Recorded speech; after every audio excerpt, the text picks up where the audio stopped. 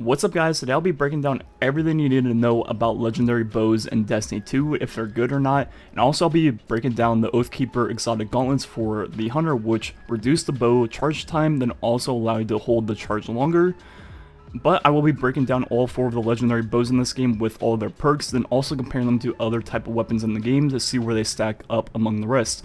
So as you see, there are 4 bows in the game. Then there's also 2 exotic ones which will not be in this video. I'll be looking mostly at the legendary ones. So right here is one which is kinetic, then there's one that's arc, then there's one that is void, then there's also one that is solar.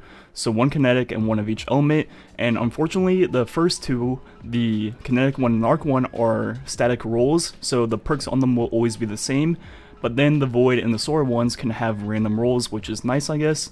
But I wish all 4 of them had random rolls. So now looking at a few of my bows and the perks on them. So this is the kinetic one, and these 3 perks are the perks you will always have on them. Then the 2 left perks can change, so those are random, but the main perks always stay the same.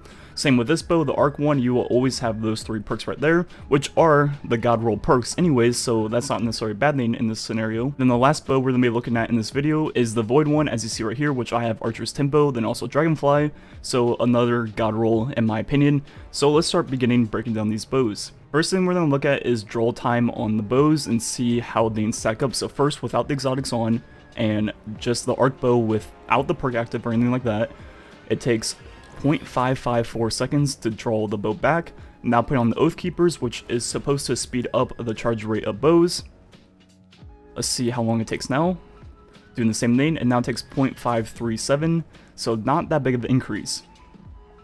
Also, the second part of the exotic is it allows bows to hold the charge for longer amounts of time, and actually it's infinite, it never releases the charge, so you can sit there and hold it for 3 hours and it'll never shoot the bow. Now let's begin breaking down the perks. So Archer's Tempo, draw time decreases after every precision hit, so I'm going to go ahead and hit a precision shot right here, then test the charge rate again. As you see right there, it took 0.403, so that was actually a big increase. Now let's do that with Oathkeepers and Archer's Tempo on top of each other and see how low we can get the charge rate to on this bow. So now as you see, it's 0.386. So let's break down all those numbers. So the base draw time was 0.554, with exotic gauntlets it was 0.537, which was only a 3% increase, so not that big of a difference.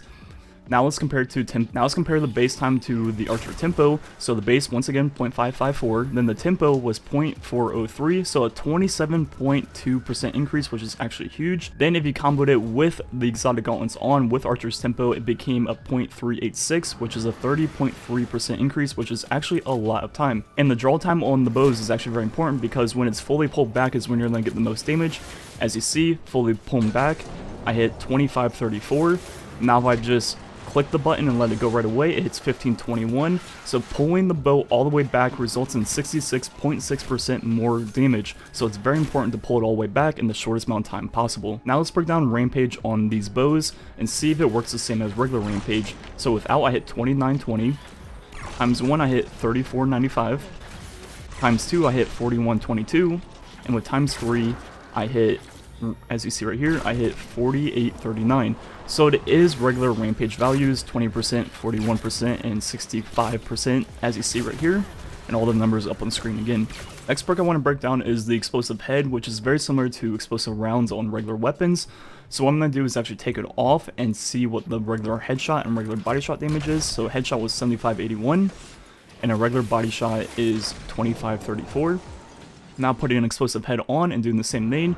As you see, the headshot hits for 5067, then the explosion hits for 1636, then the body shot hits 1267 with the same explosive damage. So here is the total between headshot for the regular and explosive. So the explosive does 11.6% less damage on a headshot, but for body shot, as you see right here, the explosive round does 14.6% more damage than without it. So just like explosive payload, it does more for body shots but not headshots. Now let's look at Dragonfly, which is actually one of my favorite perks to run on a bow, because just like hand cannons, when something can one-shot a low tier ad, then you proc the Dragonfly on that headshot, it results in a really good combo.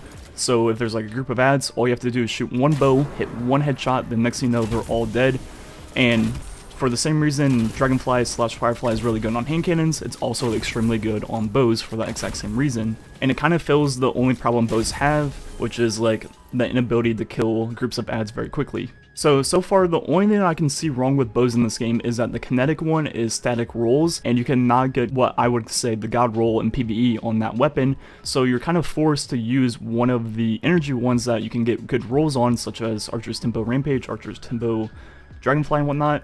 But could you imagine if you could get those rolls on the kinetic one, then you could use that, EP Shotgun, then, you know, Whisper of the Worm, 1000 Voices, whatever you have. But since we can't do that, we're kind of forced to use like something like Perfect Paradox in the kinetic slot and things like that to use the bow. Issues like this is why I think the Destiny 1 weapon system is always the best, because you're always running a primary weapon, a special weapon, and a power weapon, and since between the two top slots, the things are just kind of mixed and matched around, it kind of actually limits what you can actually use together. For example, I would love to use the arc bow and kinetic version, then run EP Shotgun at the same time, but I can't do that because they're in the wrong slots. Because could you imagine having the kinetic bow with Rampage and Archer's Tempo, then comboing it with something like Chromatic Fire on Warlock, which then gives you Firefly on top of that?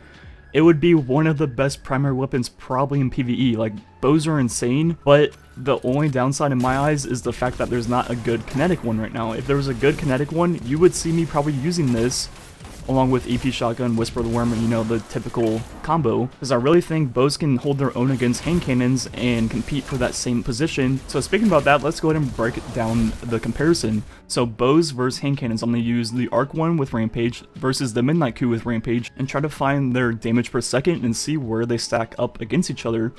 So let's begin. First, with the bow, I'm going to get up to ×3 Rampage and find that number. Then I'm also going to find the rate of fire number with Archer's Tempo and try to find the damage per second stat of this weapon if you kept both perks procced at all times. So as you see, right there was the ×3 damage. Now I'm going to find the rate of fire with Archer's Tempo procced. So get a precision hit and then shoot 2. Including charge rate, it took 1.661 seconds. So assuming you can keep Rampage ×3 procced and Archer's Tempo up at all times, your damage per second would be 5,826 with this bow if you optimize your headshots and all that. So like in a perfect scenario, that would be your damage per second. Now doing the same scenario with Midnight Coup, first getting up to ×3 Rampage and finding that number. As you see right here, that number is 2181. Now I'm going to go ahead and shoot off all 13 shots to get the rate of fire, like usual. And that took 4.915 seconds. So the damage per second of the Midnight Coup with Rampage ×3 at all times would be 5,768. And so if we put both numbers up on the screen, you see the bow actually outdamages Midnight Coup by a slight amount, but the bow does need more upkeep to keep that number up there. But bows actually have some more advantages over hand cannons. They have infinite range with no damage drop off. As you see, I hit 17,771. And up close, same number, and even really far away on this Acolyte all the way up there, I can still hit him. The headshot box that far away is kind of small, but I can still hit him with no damage drop off. And another advantage bows have over hand cannons is their ability to do so much damage in one shot. They do almost twice as much damage per shot as hand cannons, so you can kill like the mid to high tier ads in one shot when hand cannons will take 2, sometimes even 3.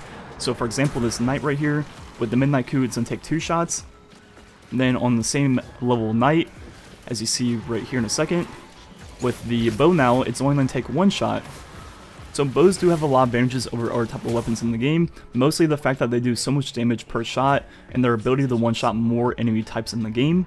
Now don't get me wrong, it's harder to aim with them and it requires more skill, so it's not like they're going to completely replace hand cannons overnight, but they can definitely compete toe-to-toe with them. Like I said before in the video, I think the only complaint I can find with bows is the lack of a good kinetic one with random rolls. If you gave me Archer's Tempo Rampage or Archer's Tempo Dragonfly on a kinetic bow, I would be using that actually probably a lot with, you know, something like the EP Shotgun, Whisper of the Worm, or 1000 Voices, and I'd probably actually really enjoy it, especially on PC. I can't speak for console necessarily, but on PC, bows definitely feel very nice. Some of the few advantages bows have over anything else in the primary slot in Destiny 2 is probably the fact that they have such high damage per shot, and also their range. Those two things alone, in my opinion, make them top tier. But anyways, the rest of the videos is going to be some strike gameplay like usual to show off a few of my bows in different scenarios.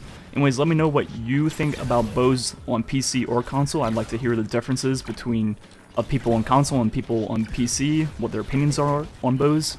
Anyways, thanks for watching. Catch you guys next time.